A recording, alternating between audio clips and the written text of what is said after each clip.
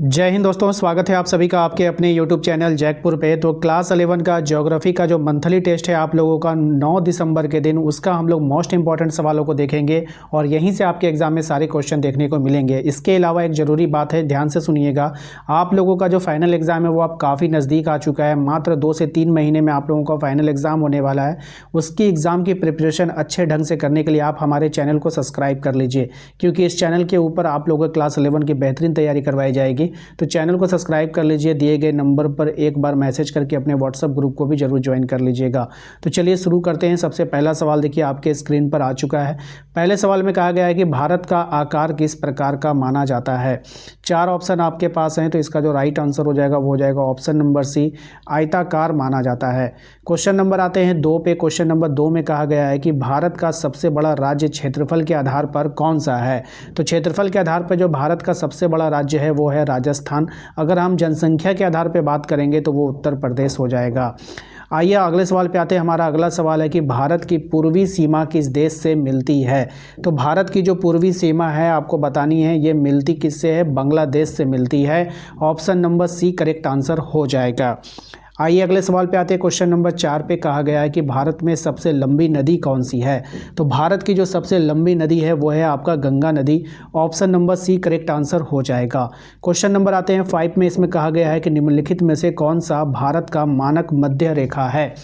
तो भारत का जो मानक मध्य रेखा है वो आपको बतानी है यहाँ पर। तो right answer option number B, 82.5 degree जो होता है वो भारत की मानक मध्य रेखा होता है।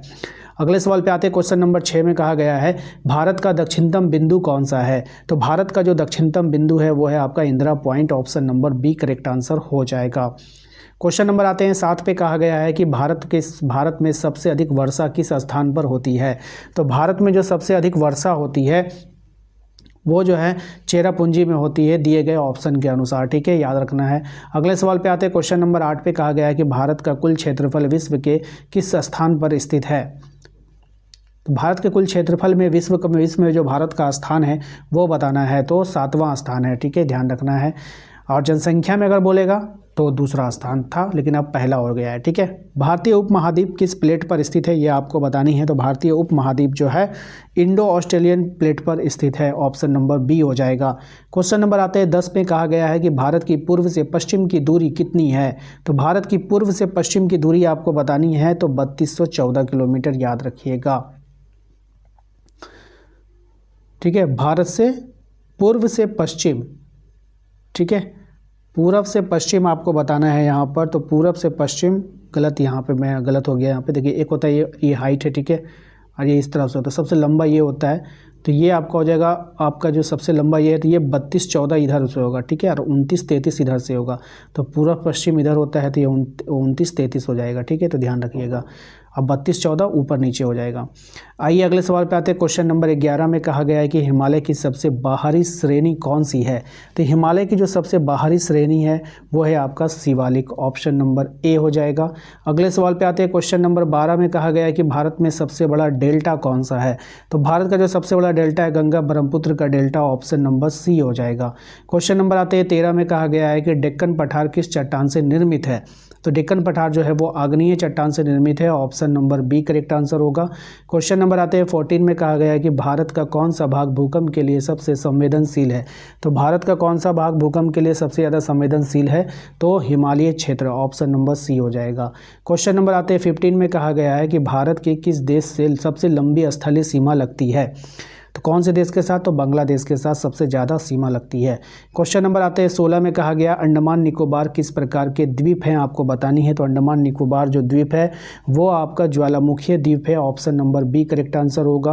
क्वेश्चन नंबर आते हैं 17 में। कहा गया है कि भारत के पश्चिमी घाट का सबसे ऊंचा शिखर कौन सा है। तो भारत के पश्चिमी घाट का जो सबसे ऊंचा शिखर है वो है आपका Anamudi. Option number B correct answer होगा। क्वेश्चन नंबर आते हैं 18 में। कहा गया है भारत की जलवायु किस प्रकार की है। तो भारत की जो जलवायु है वो उष्णकटिबंधीय मानसूनी जलवायु है। Option number C correct answer हो जाएगा। क्वेश्चन नंबर आते हैं 19 में। कहा गया है तराई क्षेत्र किसके लिए प्रसिद्ध है। तो तराई क्षेत्र जो है वो दलदली भूमि के लिए प्रसिद्ध है। Option number A correct answer हो जाएगा। क्वेश्चन नंबर आते हैं 20 में। कह रहा है कि शिवालिक के समानांतर फैली संकरी पट्टी क्या कहलाती है।